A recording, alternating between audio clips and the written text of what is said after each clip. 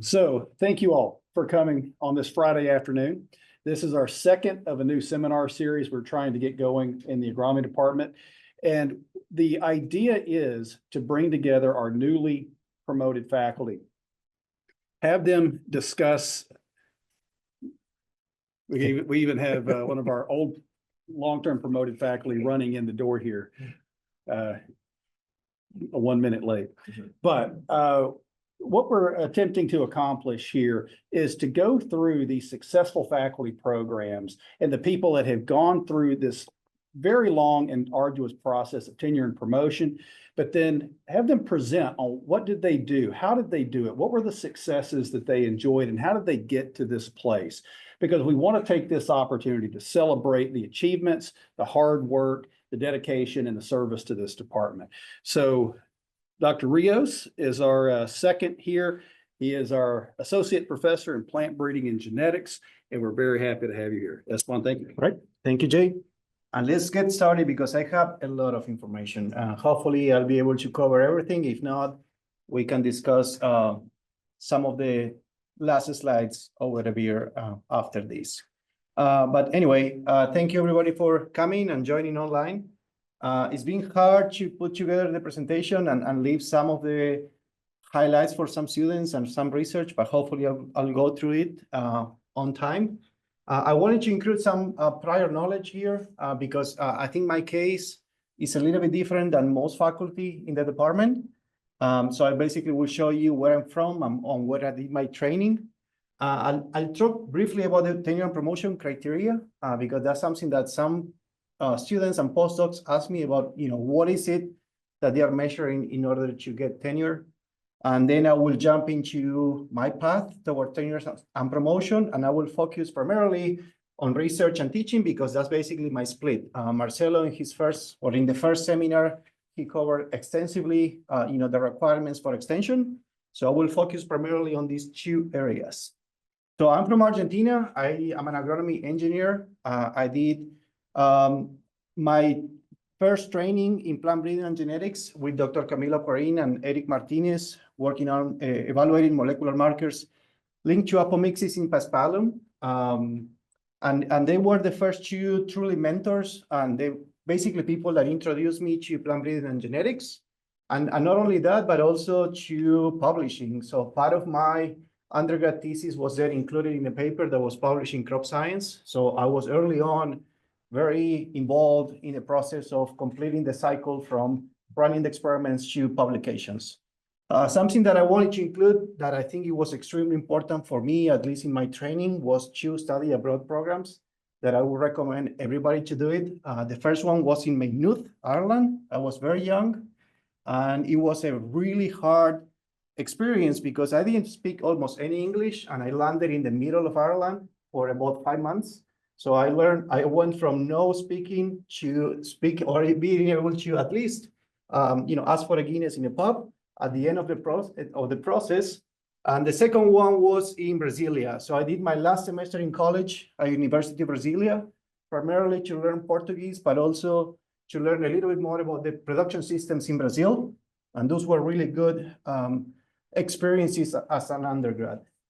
Something I was sure after finishing my undergrad was I didn't want to do graduate school. So I took a really good job in Philip Morris International. So my state in Argentina is like North Carolina or Kentucky in the US, for those familiar with tobacco production. Actually, the company is in my hometown. So I went back to my hometown. I was living with my parents, saving money, eating good food.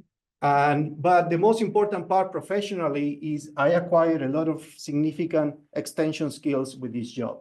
We were working with thousands of really small farmers, basically training them on how to improve their production practices and so on. And that was something that I really value these days. It was kind of like the communication skills with these farmers.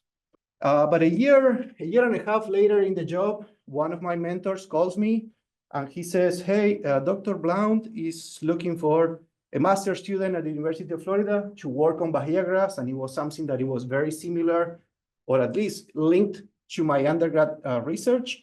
So I came to UF in summer B 2011 to work with Dr. Blount, Kenworthy, and Quisenberry on different projects looking at improving bahia grass for forage and for turf, on seed production, and also on apomixis. I was fortunate enough to really learn about the production systems in Florida through Ann and also through Kevin. So I visited a lot of different farms, participating in several extension programs. We also went to China with Kevin. We presented in a couple of different conferences. So I was able to really exploit and explore a lot of different options, from research to also, agricultural production in the state.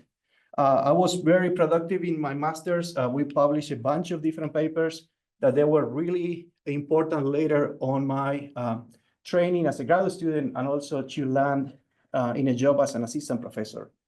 Now, if I can criticize something from my mentors from my master's, is I was looking forward to do a PhD with skills more related to genomics and quantitative genetics.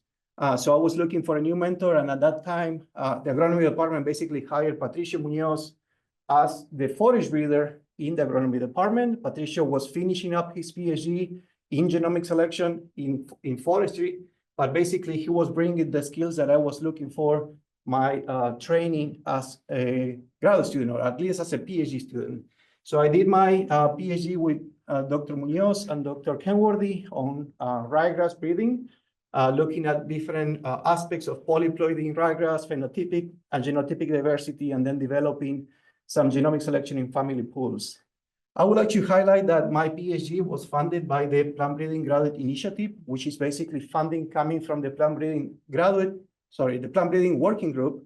That is basically the group of breeders that they reinvest in our breeding programs. And basically we are now in the cohort number 10, that every year we have new funding coming for PhD students. I've received several travel grants, and I'm proud to say that I was part of the cohort of students that created the Plant Science Council. And that year we were able to secure $8,000 from DuPont Pioneer to run the first Plant Science Symposium. And this year, well, in 2025, will be the symposium number 9, without any stop, that we started this, when I was a PhD student. Again, publication was something very important, as an output of my training as a graduate student, but I was also interested in other leadership positions in the department. So I was part of the Agronomy Graduate Student Association as a graduate student, and then I continued with faculty being the advisor for the club. I had a lot of extracurricular activities. One of them was playing volleyball. So I won intramurals twice, and we were running up, I think, 3 times. And again, I was able to present my research in several conferences, and I won several awards. I think the 2 most important were the Jimmy Chick Medal of Excellence from CALS, and then the 2016 High Impact Research publication for one of our papers on annual ryegrass. So why am I saying all this when my goal is to show you my tenure path and not my graduate student path? The bottom line is I was here for about 6 years prior to starting an assistant professor. So I created a network. I understood at least most of the production systems in terms of turfgrass and forages, because I was trained in the States. So I think this part of knowing and understanding your clientele, your stakeholders, and so on, that may take you 1 or 2 years to figure it out as an assistant professor. I think most of that I already got it during my graduate school. So that's why I wanted to show you, my path that might be completely different compared to others. So I applied when Patricia moved to Blueberries. I applied to the position as an assistant professor in forage breeding and genetics. The duties that were highlighted in the job advertisement was field and laboratory research leading to the release of improved forage cultivars, and then tropical and temperate forages. So basically working with a bunch of different species and a bunch of different traits to provide cultivars to our stakeholders. So that's very important, a very important definition of how I basically implemented my research program. That is basically 70% of my time I need to spend doing research. And I like to think that 50% of that is when I spend with graduate students, basically doing research to improve the efficiency and to optimize my breeding program. And then the other 50%, I need to actually run the breeding program, basically make crosses, selection, and cultivar releases. When I started, I was teaching, or I was supposed to teach only 2 classes, first field plot techniques and advanced plant breeding, but that changed over time, and you will see that later. So in terms of the tenure and promotion criteria for UF, I will not dig a lot of, or I will not spend a lot of time. I just want to say that they talk a lot about distinction, and you need to show distinction in 2 areas. In my case, it's in teaching and research. But then if you have an extension component in your split, obviously you will have to show distinction in extension, and that depends on your split. And then distinction is defined by the university, but it's clarified by each college and each department in terms of tailoring the definition to the different disciplines. So that's basically consistent with the university standards. Now, the process, there is a template that then becomes a packet. That packet has 34 sections. Some of those sections are really straightforward to fill it up. Some others are really difficult, and it will take a lot of time. So if you are an assistant professor, I highly recommend you taking the workshops from IFAS and also from UF, because you will get different feedback at both workshops, believe it or not. Obviously, you will need to update your packet yearly. And I've had, at least in my experience, I had a lot of resources from the associate deans. So they will review your packet before you submit to make sure everything looks good. Now, more specifically, in terms of research, the associate deans always highlight that there are 4 pillars for distinction in research in IFAS, and they are publications, student training, funding, and leadership and service. So I will focus a lot of my talk to highlight some of these pillars and how I build the program to make sure that I was going to have distinction in these 4 areas in research. In terms of teaching, very similarly, the teaching deans, they basically define distinction in these 5 areas, but I think it's basically 4. Course and curriculum development and improvement. So basically the courses that you are teaching, student and peer evaluations for instruction and advisement, and then involvement in counseling students in programs of study and research, including academic advising. And then the last 2 are basically service on graduate committees, and also training masters and PhD students in your own program. So the way I want to walk you through my program is basically, I want to show you how plant breeding is basically done. But in order to understand how we do plant breeding, first we need to define what plant breeding is. So let's see, Greg, what is plant breeding? It's the process of using genetics to make new cultivars. To make new cultivars, good. So my favorite plant breeder author is Rex Bernardo. This is a definition from his book that I use in my courses. And it's right that, you said it is genetic improvement of plants. Now he adds for human benefit. And I take this very seriously because I think it's not just creating cultivars, but those cultivars have to make an impact on society and in our stakeholders and so on. So that's the way I want to define my breeding program, is basically taking, always remembering this definition of plant breeding from Rex Bernardo. Now, he says there are 4 steps in a breeding program. We have to set up the breeding objectives.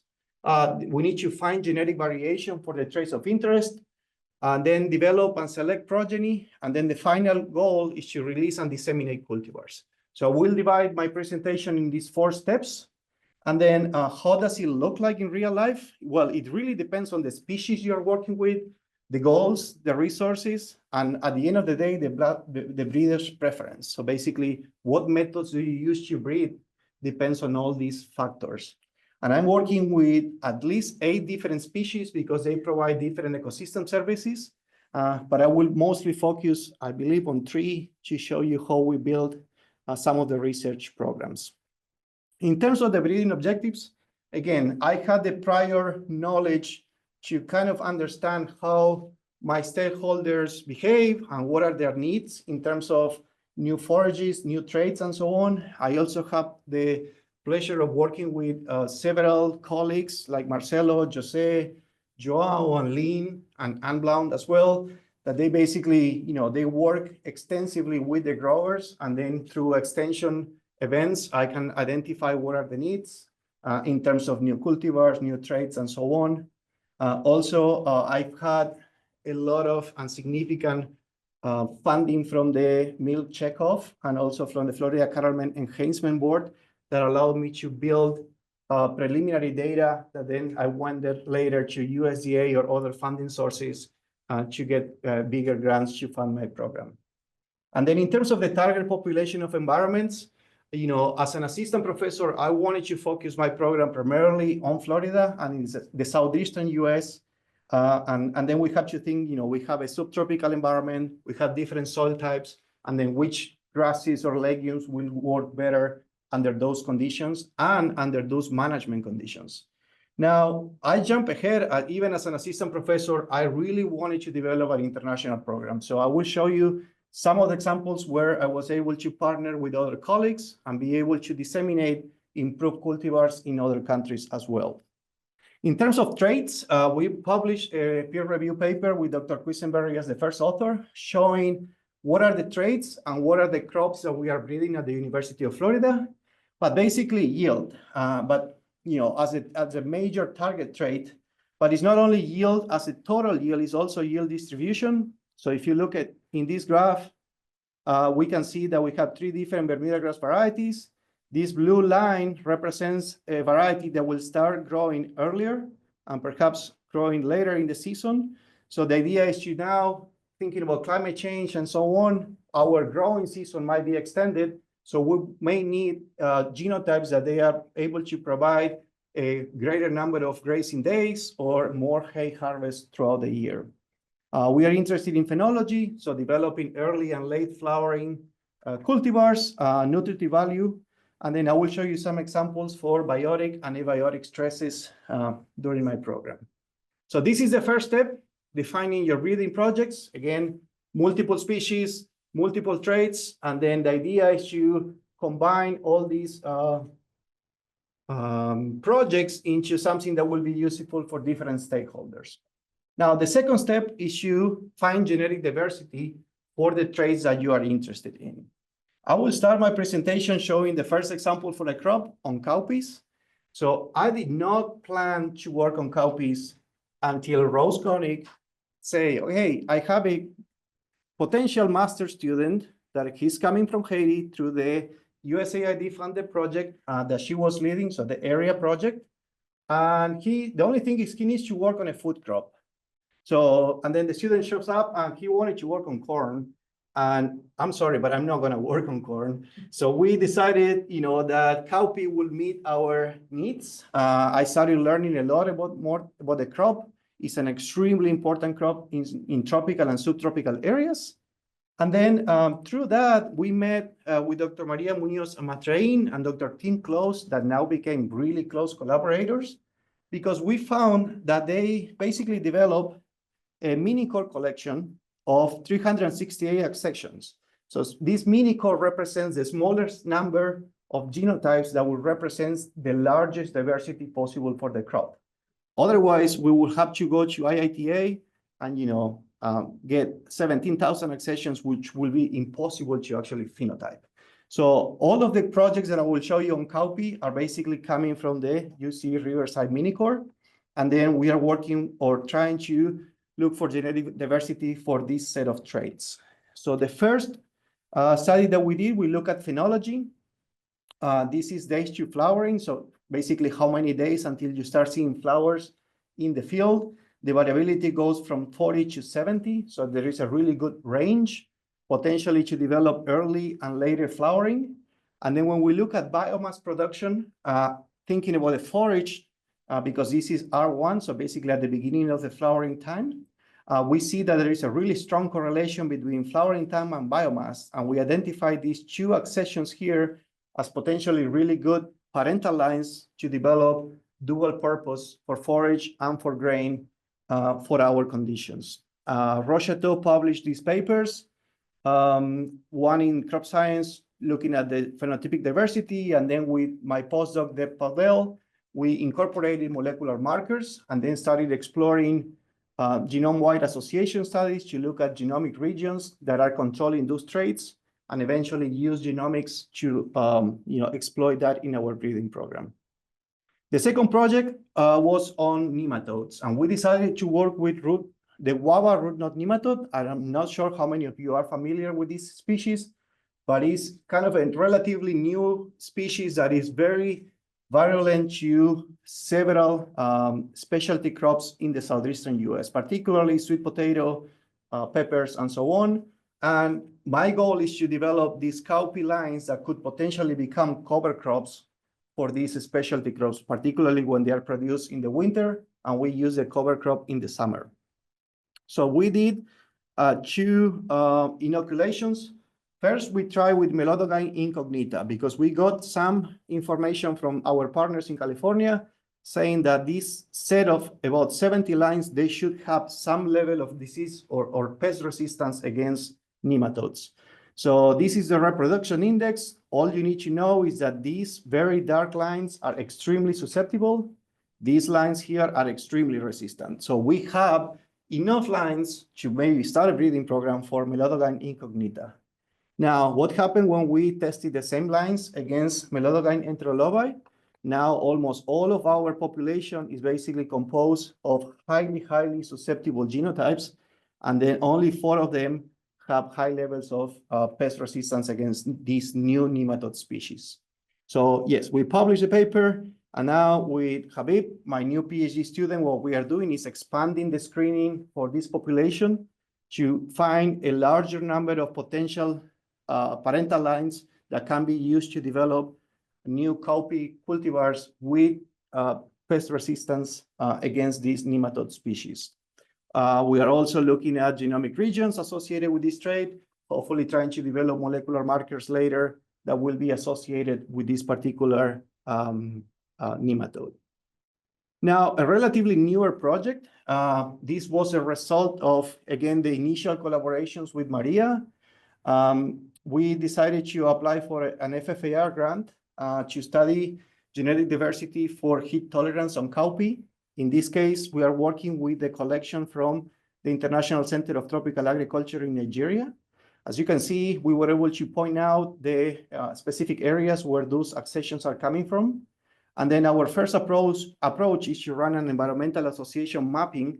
Basically, we have the passport information from each line, and then we extract weather data from those locations, and then try to see which accessions are grown, particularly in areas under hotter climates. Now, my work is in collaboration with Dr. Buti, and then my 2 graduate students, Jack Harling and Habib.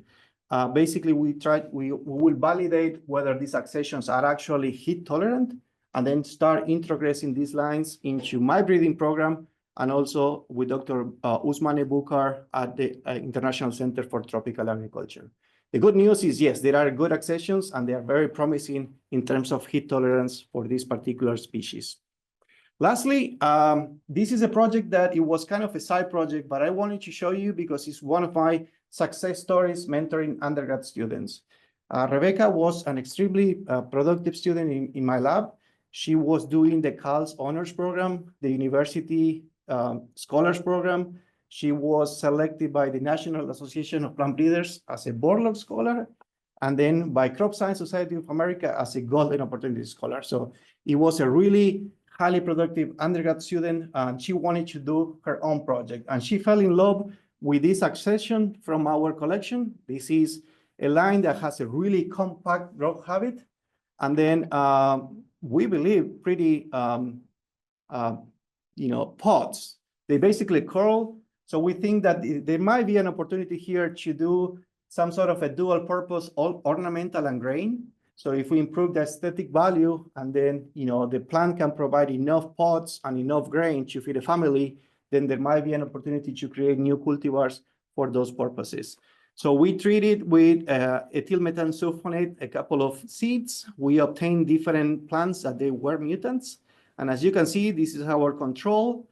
We found some treatments, some mutant treatments that they were able to increase the number of pods, which is a good trait because we want to be able to feed a family, and then without changing the plant architecture. So this was a good sign that we could potentially develop some germplasm for these particular traits.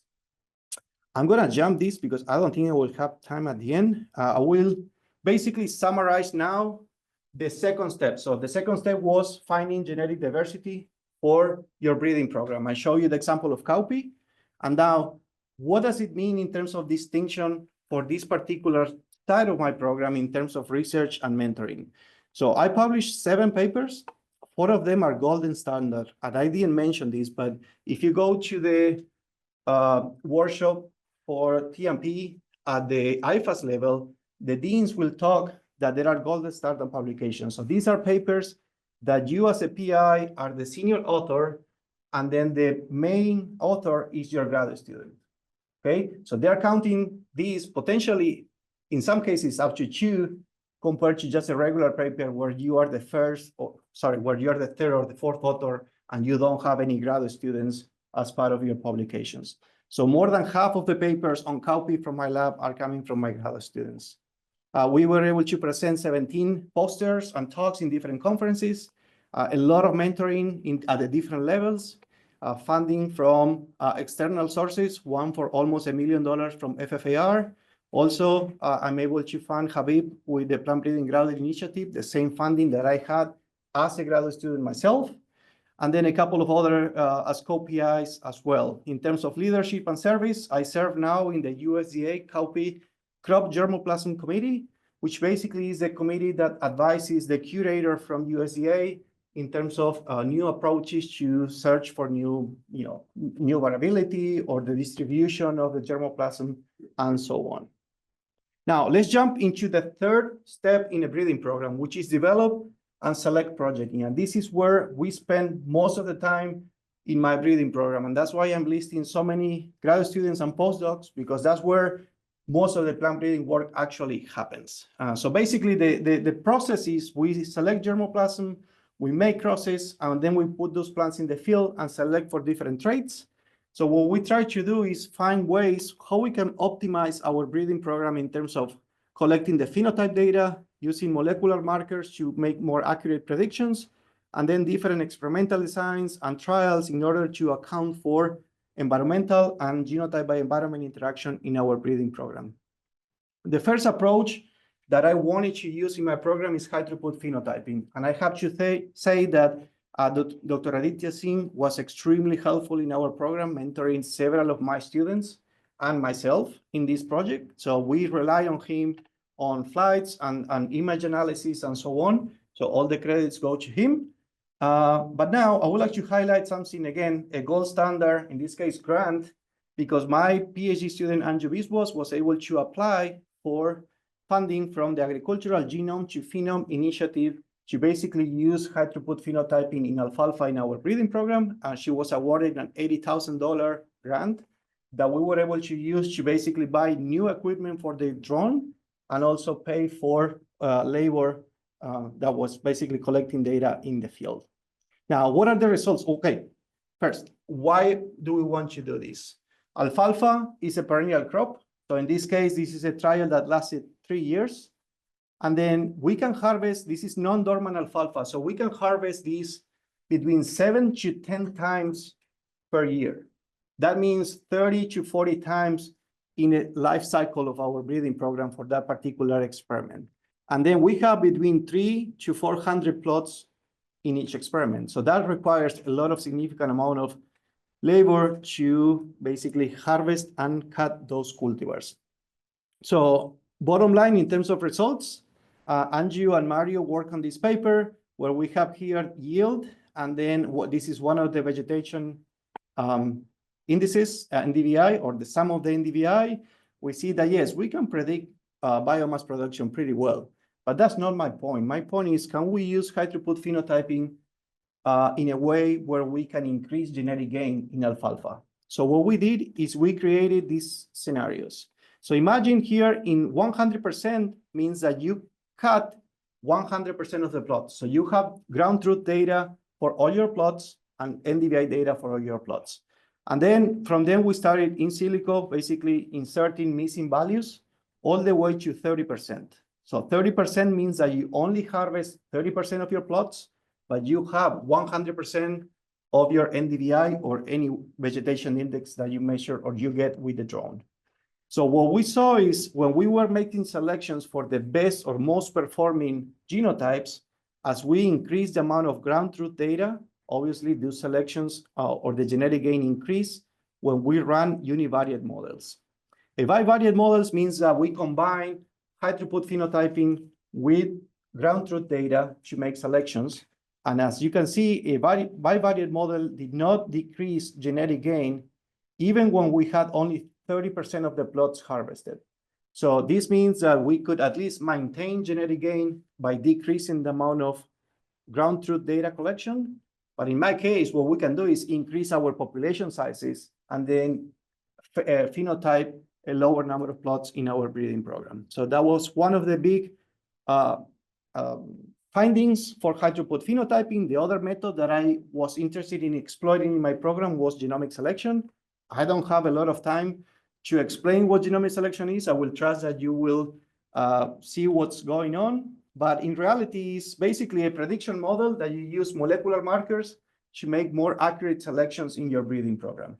And the idea is that you will also reduce the amount of phenotyping because you will rely on the prediction models and on molecular markers to make those selections. The only thing is this method was developed in dairy cattle. So basically you are predicting an individual, but in cool season or cross-pollinated species like annual ryegrass and alfalfa, you are working with populations. So you now have families. You're not basically breeding just a single individual. You are breeding populations. So we developed basically a slightly different approach where we phenotype the plots and then we extract DNA from each individual and we pull them and we work with allele frequencies in the population instead of parameterizing each individual genotype. So in terms of results, we published the first paper on the use of genomic selection, at least in forage breeding at the University of Florida in 2022. So my PhD, my master's student Janam and PhD and postdoc Mario were the first authors. As you can see, our ability to predict well varies throughout the year. And then the second question is, now think about, we have between 10 and 11 harvests per year. I don't want to harvest all the time. I would like to build a model with a certain amount of harvest and then be able to predict the cumulative production in that year. What we saw is that between 5 and 6 harvests, we reach a plateau and we could potentially be predicting yield, the cumulative production, and reducing the amount of labor by 50 or 40% if using genomic selection. And now in a more recent paper, my PhD student Pablo Sipovics is exploring the use of a new genotyping platform that was developed by Breeding Insight. So exactly the same DNA samples were genotyped using sequence capture, which was our original method. And then that resulted in 114,000 markers. But then this new method here is 10 times cheaper and actually to the cost where I could deploy genomic selection in my breeding program. But now they have only 2,200 markers. So we really had to test whether we can use or reduce significantly the amount of markers and still get good predictive abilities. The bottom line is yes, both breeding methods provided very similar predictive abilities, and Breeding Insight, again, having a 10 times lower cost compared to capture-seq. I will jump these two. I will show you where we are now. I wanted to show you a little bit of our current projects. In alfalfa, we are working in collaboration with INTA Argentina, and then it's funded by the Florida Foundation Seed Producers. This project is, the idea is to define and breed for the target population of environments, again, for non-dormant alfalfa. Something that I want to say is that our germplasm at UF has a significant number of accessions coming from INTA Argentina, so we have very similar germplasm in both breeding programs these days. Now, what do they have that we don't?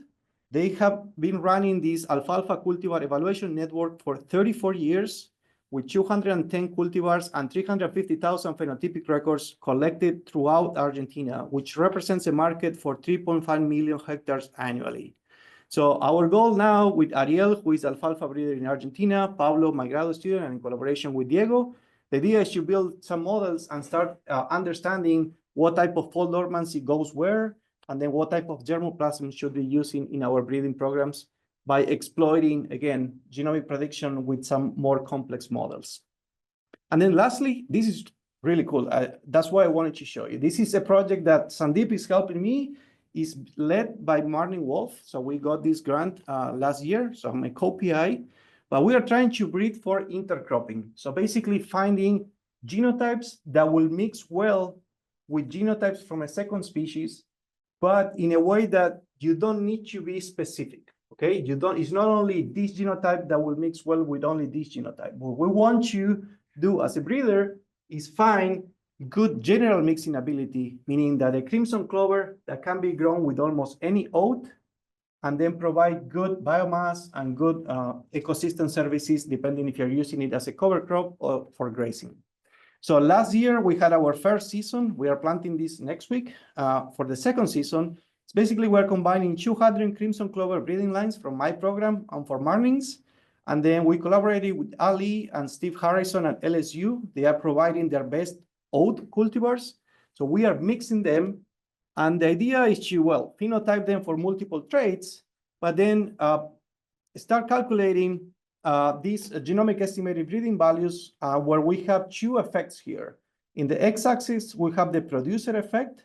So this you can understand as the crimson effect on crimson clover biomass, meaning that is this crimson clover a high yielding or a lower yielding? Now, the second effect is the associated effect, basically the crimson effect on oat biomass, because you may have a crimson clover that might be aggressive enough to reduce actually the yield of oats. So what we want to do is start selecting crimson lines in this quadrant because they have high yield, but they don't compromise the yield of the companion species. So this is something that work is ongoing, and the idea is to start exploiting this method using different species in the future. Now, in terms of distinction mostly from the alfalfa work, again, 8 total publications, 6 golden, a lot of presentations in different conferences, a lot of mentoring, funding from IFAS again. I have the Plant Breeding Graduate Initiative for a second PhD student. That was for Anjo Bispos. Funding from FFSP, and then a lot of funding from different programs in USDA. This year, we received the High Impact Research publication for the second time, now for a paper on alfalfa. The thing that I'm mostly proud is that we had 1 cultivar released. And then this is our grower, this Bill Conrad in North Florida, basically standing in our alfalfa cultivar in his own field. Now, the last step, I promise I will try to wrap up quickly, is release and disseminate cultivars. And again, I have a really good network of collaborators, not only in the state, also in Georgia, Alabama, and other states in the Southeast, and then as well as internationally. And then this last story is about the release of Newell Bermuda grass. This was my first cultivar as a plant breeder. I have to say that this project was started by Patricio in 2014 when he was the PI. But then when most of the data started coming in, it was when I basically joined the program as the PI in the lab. So we started then seeing that some of these accessions from the USDA collection were really good. We started planting them in on-farm trials. This is a dairy unit here close to Gainesville. And the funding came from the Milk Checkoff and the Florida Cattlemen and Hensman Board. And I was able to leverage that limited funding from our stakeholders to develop a USDA proposal that was awarded in 2020 for close to $500,000. And in partnership with Marcelo, Lisa Baxter and Leanne Dillier in Auburn and UGA. And the thing that I'm mostly proud is that we were all assistant professors at that level. So we were able to get a USDA grant as a team without having a really big co-PI that would bring the attention at that time. A lot of student training, including Clever. Clever now is our forage breeder at UF. He was part of my lab doing some of the work on Bermuda grass. We published a bunch of papers. They keep coming because this became a really big program. My second release was Crimson Clover. This was something that I started from day one in my job. And now we have this cultivar license to mix on seed. We are in the process of increasing breeder seed and jumping into commercial production hopefully next year. And then we filed the plant variety protection a few weeks ago for this particular cultivar. Then, as I mentioned, we also released an alfalfa cultivar. This is clever again, standing in an experiment after 2 years of data collection. You can see how plant persistence is really good in this particular cultivar compared to all the other checks that we have available commercially. And then finally, for the research component, I wanted to highlight some of our work internationally. I would like to acknowledge a couple of faculty that they invited me to be part of this really big project early on, Dr. Adesogan, Hendricks, Elita, and Mulu. And then my two co-PIs, Dr. Dubé and Dr. Puri. So we were part of the EQUIP project, basically strengthening smallholder livestock system for the future in Burkina Faso and Ethiopia. So in Burkina Faso, we planted a bunch of different legumes and grasses from tropical origins, primarily Ciat and Embrapa. So I didn't test anything from our program in Burkina Faso. I traveled to Burkina during the World Cup in 2018 to establish these plots. And then later on, we have a bunch of different publications coming in from this work. Something that I found out this morning that I was looking for the project and see where we are. The project ended 2 years ago, by the way. I found this. So they published, the Minister of Agriculture from Burkina Faso published 4 days ago that they are now basically disseminating and sharing some of the seed with stakeholders, and this is making a true impact on the growers in that particular region.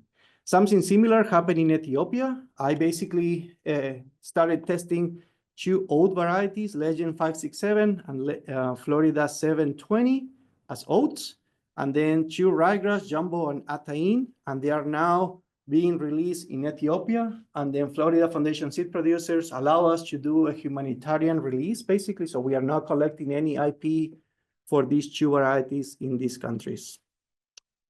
I think I have quickly 2 more minutes to go over teaching. Now, I will finish there about research, and then my other part of my program was teaching. So basically, I mentioned CALS has 4 pillars in terms of distinction in teaching. The first one is course and curriculum development and improvement. Basically, what are the classes that you are teaching?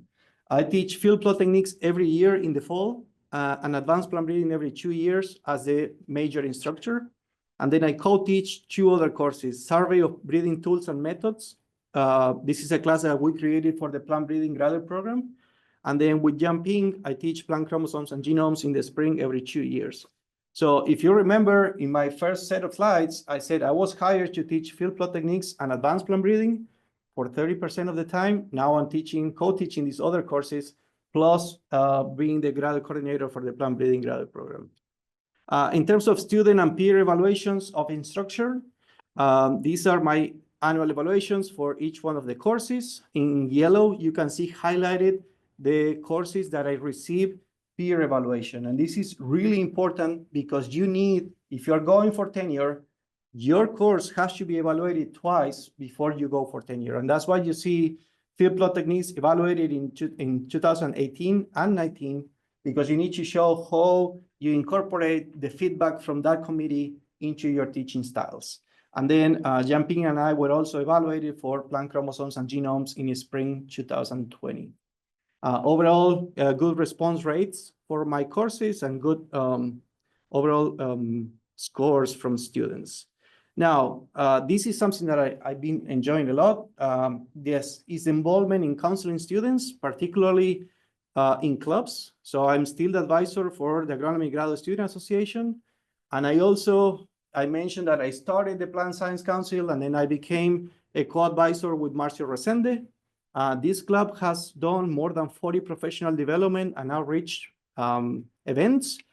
You can see, well, this is a trip with AXA, but then trips with the Plant Science Council to GCREC. And then we've been doing a lot of outreach, teaching entrepreneurs and smallholder farmers. You can think about plant breeding and how to make crosses in tomato and so on. So it's been a really pleasure to be working with this group of folks. And then, as I mentioned, the Plant Science Symposium is our major event for this particular club. In terms of number of students, I only will mention that I graduated one PhD student before tenure as chair, one as co-chair, 6 masters, and 1 master's as co-chair. And then the rest, they are still ongoing in my program. I am extremely proud of the accomplishments from my students. The undergrad students presented more than 14 posters and won awards and travel grants for more than $15,000. They are beating the graduate students that won only close to $10,000 in travel grants and awards for best presentations. Overall, in my program, I submitted my packet with 50 publications, 30 of them having golden or golden standard publications. And out of the 30, 17 included more than one mentee as co-author. So with that, I would like to thank now a lot of people that I didn't mention in my presentation. First is Yolanda Lopez. She's my biological scientist, basically behind the breeding program and the graduate students. I also want to mention everybody at the Plant Science Research and Education Center, but mostly Jim, Buck, and James, that are basically extremely phenomenal for my program. And then 3 technicians from other programs that helped me a lot, Paul, Jamie, and Richard. My mentoring committee, first John Erickson, Lynn, Jumping, and Vance. And then when John left, Freddie stepped up and basically helped me finish writing my packet and submitting things on time. And again, all my mentors in my undergrad, graduate students, this is the best picture I found from Dr. Kenworthy online. And then all the funding sources and obviously my family for the support. Thank you very much.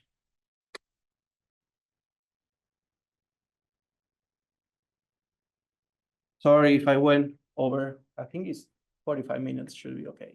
Yes, questions? So one of the things that's very clear is you've had a lot of highly successful graduate students. Could you, and it's not by accident, right? So could you talk a little bit about what you've learned as a mentor to be to have so many successful students? Online, did you hear the question, Rose? Okay, good. It's been the most challenging part, I guess, I think, hiring people and keeping people. I think that was, for me, like a really steep curve, I guess, learning. We don't train graduate students in that area. And then all of a sudden you have to start hiring students and staff and technicians and so on.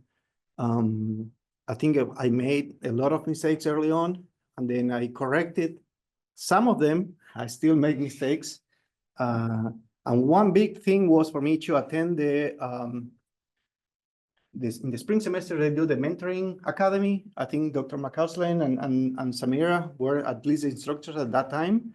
And that helped me develop a few things that I implemented in my program. The first one is a compact that is basically available to all my graduate students. So they basically read, and we read that every semester at the beginning of the semester to understand what are the expectations from them and from me and for undergrads and for everybody in the lab.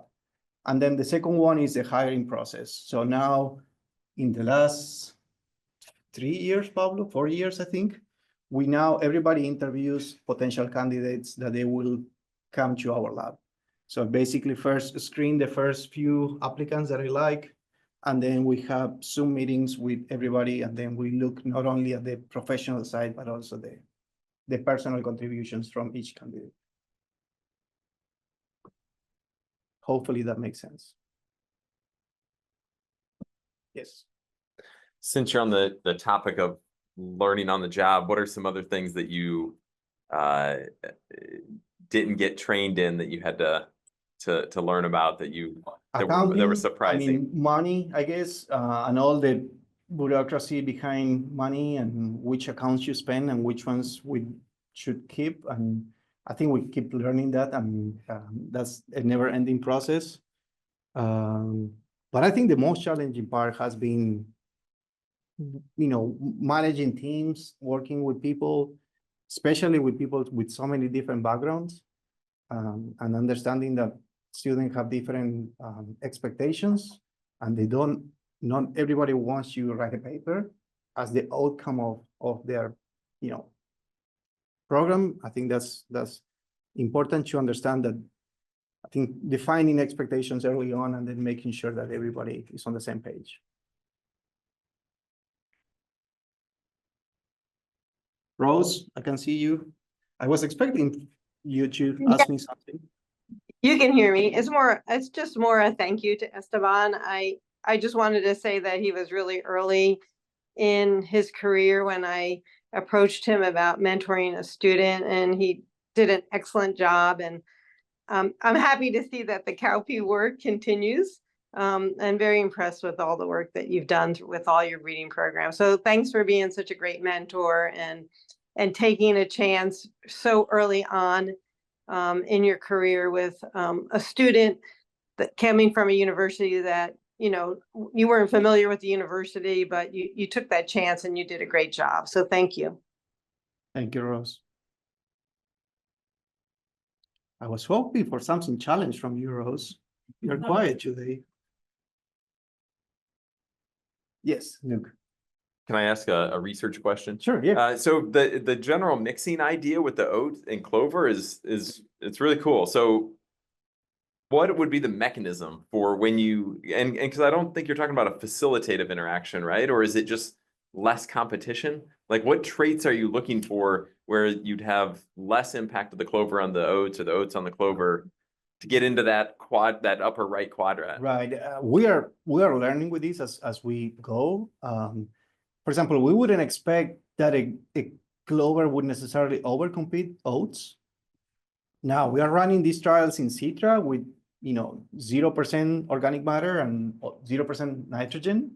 So in those cases, we had a ton of plots last year that it was 100% clover. So basically totally outcompeting the oat cultivar because of the environment we are in. But in terms of traits, I think overall establishment for the clover is very important. So rapid germination. Otherwise, if you have, let's say you have ideal conditions for fertilizers, the oat will probably outcompete the clover. That's one. And then flowering. So phenology plays a significant role, especially if you're thinking, also we need to define what systems are we breeding for.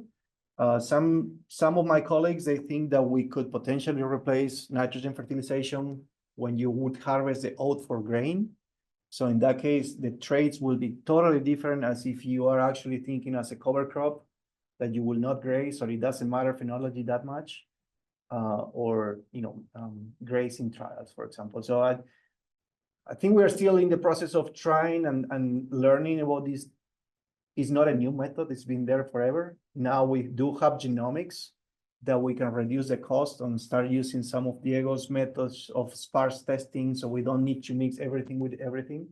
So far, I don't have a really clear answer because it's something relatively new in my program. Any students? Juan, you always ask a question. I would say, I've been very honored to be in your classes because for me, like I'm reading, it's a really heavy field. You need to know statistics. You need to know to grow plants, everything. And every time I go to your classes, and I know it's a lot of work, preparing a good class that is dynamic, that have good techniques, that engage the student. And I feel that with your classes, like my passion for plant breeding have been growing with these two classes. So thank you, because I know it's a lot of work and all the activities that we do, the tours, the workshops, all of the hands-on are very clear. Thank you. Thanks, but I was expecting a question. Yeah, sure, Caroline. I'm just wondering, regarding your tenure process, your journey, if at any time you had like a reality check, because when Marcelo presented his seminar, when he got to the third year review, he was like, dude, you're not going to make it. So did you have something like that, or were you cruising through the whole process? I don't want to go to the extreme, but I don't think I ever it's been challenging. Obviously, you have, in this seminar, I presented most of the successes. Obviously, we had a lot of failures, but I don't think I was ever at the point where, no, I'm not gonna make it. And part of that is why I presented about my background at UF as a master's and PhD, because I think that helped a lot to find, the right mentoring committee, for example, that would, they go to the mentoring committee with a tough mind, in the sense of they want to make you aware that you are screwing up before you go to the third-year review process. So I was early on advised by John, Freddie, and others, and even people that were not in my mentoring committee, saying, hey, try to focus on these. And again, going back to the 4 pillars that I presented, and make sure you are kind of hitting different pillars at the same time, and not just focusing on, publications only on grants. You kind of need a mix of outcomes that will. So bottom line is no. I mean, I did get feedback from the third-year review, and obviously there is always room for more. So they will always ask you for more, but not to the point that I was like, no, I'm not going to make it for tenure. So with that, well, why don't we draw this to a conclusion? Let's again thank our speaker. Great. Thank you. So with that, I'll say, I'll follow up on Carolina's question just a little bit. So Esteban's been here a long time. So he did his degrees here. Now he's been several years as faculty member. And a lot of this time I've been hearing from Kevin Kenworthy, who's office right next to him. Every time I would see Kevin, he'd say, man, Esteban's good. And I would say, yeah, he's good. Then the next time I see him, he's like, man, Esteban's doing such a good job. I'm like, yeah, he's doing a good job. Yeah, thanks. And then I had the pleasure of actually reviewing his program, looking at his packet, seeing the impact of his work. And I would have to disagree with Kevin. He's not good. He's exceptional. So not only is he an outstanding researcher, he is really dedicated to service, and it's just a pleasure to have him in the department. So Esteban, thank you. This has been a good run so far, and we really look forward to seeing where some of this work that has gotten started really takes us. So with that, we're going to conclude,